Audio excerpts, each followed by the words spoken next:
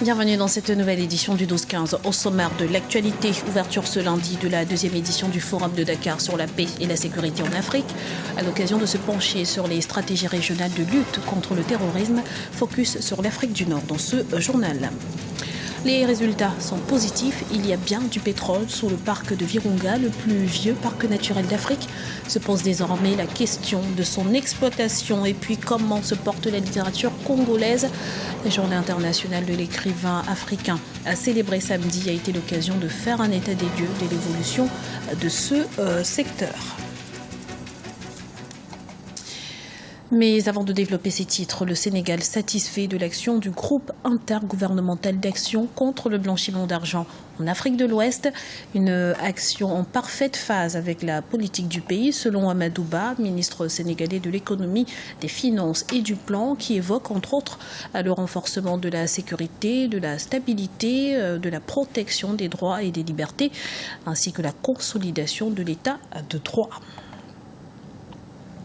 Faut-il créer une entité spécifique à la lutte contre le terrorisme en Afrique du Nord? La question est d'actualité, alors qu'un forum sur la paix et la sécurité en Afrique s'ouvre ce lundi à Dakar au Sénégal. Arwa Barkala. Quelle coordination en matière de lutte antiterroriste pour les pays d'Afrique du Nord? Les attaques terroristes se multiplient dans la région d'Afrique du Nord, notamment en Tunisie, en Égypte et en Libye. L'organisation État islamique et les membres d'Al-Qaïda au Maghreb islamique tentent chacun de leur côté de s'engouffrer dans les failles politiques et sécuritaires des pays de la région. Nous sommes dans une nouvelle phase qui annonce qu'on va aller vers une prolifération de ces groupes et un éclatement aussi donc de l'ensemble de ces structures qui va à la fois rendre le travail difficile pour les contrôler, mais aussi donc difficile pour faire face. Malheureusement, nous allons assister à des formes multiples d'actes qui vont être commis et la menace d'une tempête terroriste aujourd'hui donc pèse sur beaucoup de pays. À l'heure actuelle, aucune initiative commune de coordination pour la lutte contre le terrorisme n'a été initiée par les pays d'Afrique du Nord. Les sensibilités diplomatiques entre les pays arabes compliquent la donne. Par exemple, le statu quo de l'Algérie concernant la situation au Sahara occidental fait l'objet d'une crispation diplomatique majeure avec le Maroc. Malheureusement, dans ce défi global ne peut être relevé que par une stratégie globale et je pense que la difficulté d'élaborer une stratégie commune et le déficit en matière de coopération entre les États a créé des relations de confiance mutuelle et de dépasser des problèmes chroniques ou anciens et de se libérer d'un contexte stratégique révolu. Aujourd'hui, ces groupes malheureusement donc, ont beaucoup d'opportunités qu'ils vont saisir. La Libye, pays géographiquement stratégique au sein des pays arabes, demeure sans gouvernement d'union nationale depuis les élections législatives de juin 2014. Le Conseil de l'ONU presse les différents protagonistes de la crise libyenne à trouver un accord pour la formation d'un nouveau gouvernement d'union nationale. La Libye pourrait donner un signal fort de la volonté politique régionale pour bâtir la paix. Et sachez qu'Africa 24 vous invite à suivre en direct sur notre antenne à partir de 15h GMT la deuxième édition du Forum de Dakar sur la paix et la sécurité en Afrique. C'est désormais officiel, le sous-sol du parc des Virunga regorge bien de ressources pétrolières, mais la réserve étant classée comme patrimoine mondial de l'humanité, le gouvernement congolais se retrouve face à un dilemme pour son exploitation. Explication avec Deogracias Podo. Les résultats des tests menés par la société britannique Soko se sont avérés positifs. C'est en 2014 que le gouvernement congolais avait amorcé une étude sismique dans le parc des Virunga, la réserve naturelle la plus vieille du continent. Un an après, le gouvernement semble maintenir sa détermination. Il estime que l'exploitation du pétrole à l'intérieur de ce parc devrait permettre de booster l'économie du pays et favoriser l'amélioration des conditions de vie des populations. Pour sortir la population du Congo de la précarité, on n'a pas besoin de ce pétrole-là. On a besoin, d'abord des politiques publiques intelligentes.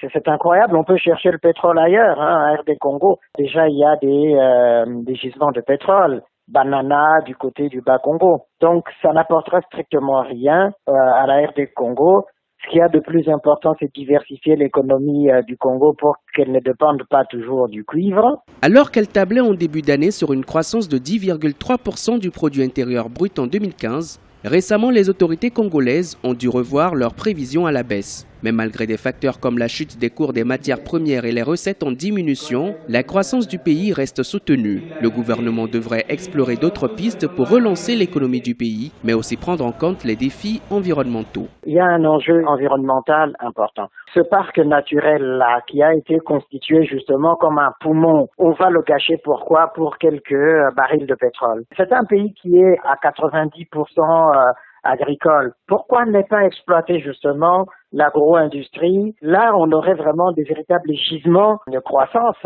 Je crois effectivement qu'on a tort de ne pas exploiter l'agriculture en RD Congo. Avec une bonne gestion, certains économistes estiment que le parc national des Virunga peut à lui seul générer plus de 100 millions de dollars chaque année. Ces fonds peuvent provenir des activités de la pêche sur le lac Édouard, du tourisme, en plus des services écologiques et récréatifs qu'offre la forêt et ses ressources biologiques et géologiques. De son côté, l'UNESCO a mis en garde: une quelconque activité d'exploitation d'hydrocarbures serait une entorse aux dispositions régissant les patrimoines mondiaux.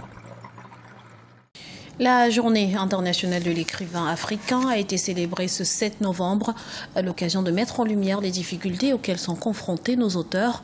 En tête de liste, la rareté des maisons d'édition. Zoom sur le cas de la République démocratique du Congo dans ce reportage de notre correspondant Jacques Amboka.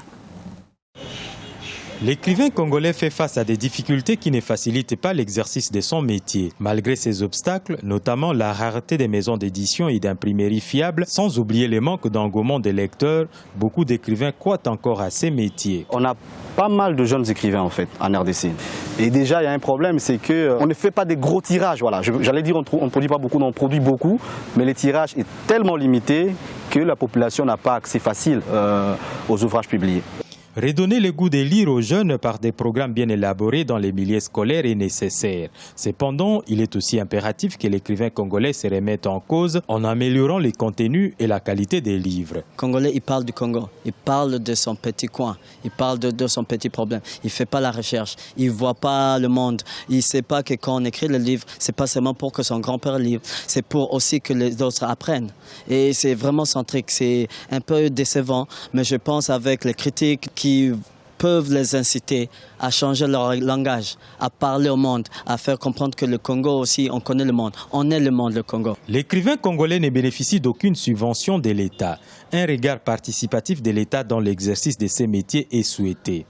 La journée internationale de l'écrivain africain a été célébrée à Kinshasa avec des conférences, débats et présentations de nouveaux livres. Rappelons par ailleurs que la journée à l'honneur de l'écrivain africain est instituée depuis 1992 à l'initiative de l'Association panafricaine des écrivains.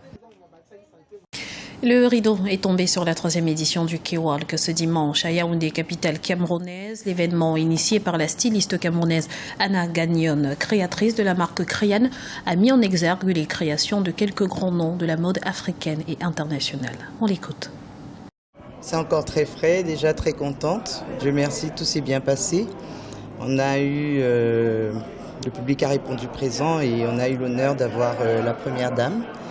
On se sent très honoré. Et puis maintenant, pour le reste, on va prendre le temps de vivre notre rêve. C'est vrai qu'on se sent honoré, mais bon, la première dame a fait cet honneur à d'autres événements, comme c'est quelqu'un qui soutient énormément la culture au Cameroun. Donc oui, heureusement, d'autres événements ont eu cet honneur également d'avoir son soutien. Mais ça n'enlève rien au fait qu'on se sente très honoré. On a tous les trois une exigence de qualité. On se rejoint beaucoup dans notre démarche de travail. On essaye de faire de la recherche. David Lallet, il fait de l'homme, mais c'est pas de l'homme classique. Il essaye d'apporter une touche personnelle. Donc oui, c'est cette recherche-là. Une édition, c'est au moins 1 an de travail. Donc on y est depuis 2015. Et c'est vrai que au soir de K-Walk 2015, on se sent démunis parce que pendant 1 an, ça a rythmé notre vie. Et puis là, plus rien du coup, c'est le rideau qui tombe. mais content quand même. Il y a une suite. Au-delà du côté festif, il y a un aspect commercial quand même qui est important. La promotion de marques et puis montrer qu'il y a un savoir-faire aussi au Cameroun. Donc oui, il faut vendre la collection, il faut vivre. C'était le journal de la rédaction. Merci pour votre fidélité. Retrouvez dans un instant une nouvelle édition de l'information sur Africa 24.